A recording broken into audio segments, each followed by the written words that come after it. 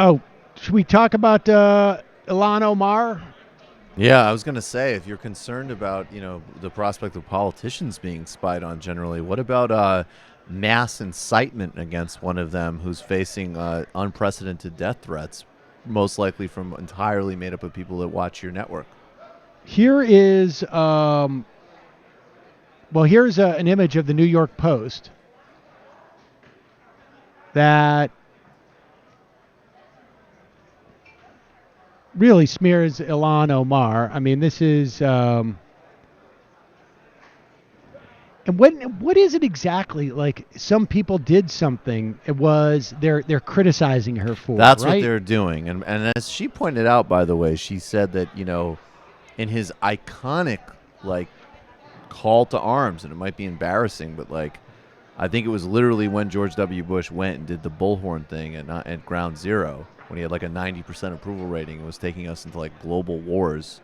He said, those people that knocked down the buildings, I'm paraphrasing. So Ilhan tweeted out and was like, right. Like, it's essentially the same, that's the same formulation. In a way, you don't want to give them added respect. It's very clear. Like, there's two, suppositions put forward for what she means by that. One, I think, and what we all think, is that she's trying to distance the community of Muslims that she's talking to from terrorists. The whole speech is about that. Exactly. Yes, that's what she's doing. And the transparent smear suggestion is that she's expressing some sort of sympathy or something with 9/11 attacks. Or just minimizing it. She's being flippant about it or whatever. But like the thing that's hilarious to me though is if the New York Post is so offended by this flippant, re-traumatizing language about something so horrible that happened to New Yorkers, their answer to that is to show New Yorkers a picture of it. Like, that's always been the formula, but of course it's hypocritical. What the interesting thing here to me is just how relentlessly they have decided to go after her and demonize her, and how easily they can go away. And this is what the problem was with the Democratic Party. And they didn't go through with it, essentially, because most of the caucus, I think, there was blowback within the caucus. But when you start to take the right-wing frame and go after one of your own, what happens is you give them the green light. They see a huge opening because you have already positioned yourself rhetorically in such a manner that it's going to be hard for you to defend her. And so here she is on Colbert's show the other night, basically, making it clear that she knows she's being demonized because she's an immigrant, because she's Muslim, because she's a woman of color. And she's not going to have it. And so in this process, I'm learning that everything is not as simple as we might think we might want to state it. Mm-hmm. And as I've said to my constituents, to my colleagues, when you tell me that you are pained by something that I say, I will always listen and I will acknowledge your pain. It's the same that I expect. So when you have people on Fox News that question whether I'm actually American or I put America first, I expect my colleagues to also say that's not okay. Like that, they should condone that and call that out. Exactly. On the friendly right. Or when people call me a terrorist, or when people say, that because I'm a Muslim, I'm an immigrant, I'm a refugee, that I can't have any loyalty to our country. I took an oath. I took an oath to uphold the Constitution. I am as American as everyone else is.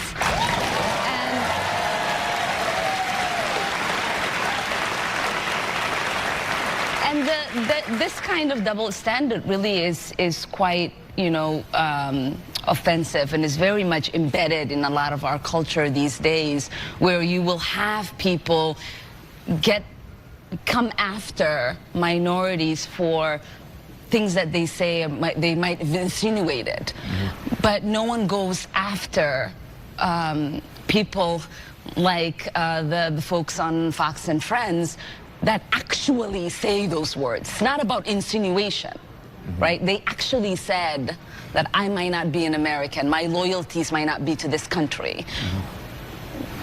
But I get called out. They don't. They get to keep their show. I would say that goes as far as me too. When I heard that you had been you had said that you believe that Stephen Miller is a white nationalist, and you got a lot of heat for that. I thought, haven't I said that? Yeah. Haven't I actually? Don't we make jokes about that all the time on the show? Yeah. But So, I mean, it's unfair because you get attacked, right. A, because of some of the history you already have in terms of being a cudgel in the area of anti-Semitism, people accusations, regardless of your apology. But also, I think because you're a Muslim, because you're a woman, because you're a person of color, you're given less latitude than somebody like me. Right. I mean, Congressman Mark Buchan actually said that last year he called the Stephen Miller white supremacist, and no one has better than I. And you see this outrage when I speak the truth. Everyone else's truth is allowed, but my truth can never be. And let me just add. Omar's analogy with Pocan is far better, obviously, than Colbert saying, like, I don't get called out. Because he's a comedian. He's a late-night comedian. There should be a higher standard in terms of what is appropriate for you to say if you are a public official. If you're an elected official, you should be held to a higher standard than a late-night TV talk show host. But the real analogy is that Pocan says this, and frankly, I think they're both right, but they can't demonize a middle-aged white guy. He is gay, but yeah, not as inviting. They can't demonize a middle-aged white guy in the way that they can demonize a woman of color, a young woman of color. I mean, it's like it is completely, and there's a reason for this. It's because their party is 90% white and dominated by white males. I mean, and so they feel much more comfortable. And the subsection of white males and white people in this country who are much more comfortable in demonizing people of color. Black people, brown people, women. I mean, that's just Muslims. I mean, that is just the truth. There couldn't be more data on this. And that's just the reality. And one of the guys who's been out there slamming Ilhan Omar is Dan Crenshaw, the guy who gained some measure of cultural authority because a comedian on Saturday Night Live made fun of him because of his eye patch. And then because the comedian apologized, suddenly Dan Crenshaw has been elevated to some type of national figure. And he was leading the charge about slamming Ilhan Omar for saying some people did something in New York. And meanwhile, Daily News reports today that a retired firefighter from New York City was trying to introduce himself to Crenshaw while lobbying members of Congress about renewing the 9/11 Victim Compensation Fund. This is early. It's about 3 weeks ago. And there's a lot of people who are suffering to this day from 9/11, a lot of particularly first responders who were down on the pile, they called it, and broadly in that area. And the air quality was horrible. The Bush EPA did not want to report on what was going on with the air because they didn't want people to panic. Too many of the first responders were down there without masks and whatnot because there was no official reason to believe that it was dangerous, and inhaled all sorts of things like small particulate, asbestos and whatnot, and are suffering from cancers and respiratory problems. And so this firefighter Rob Serra, who is wheelchair bound, may have lost. That may have been injury, may have been a function. He lost obviously a bunch of colleagues on September 11th. You can still, there's plenty of firehouses in New York City you can walk by and see the memorials to people. But this Dan Crenshaw, who's so concerned about the idea that she would say something happened by some people, blew off this firefighter. Said he was too busy to talk to him. Somebody in his office would get back to him, never heard back. It's weird.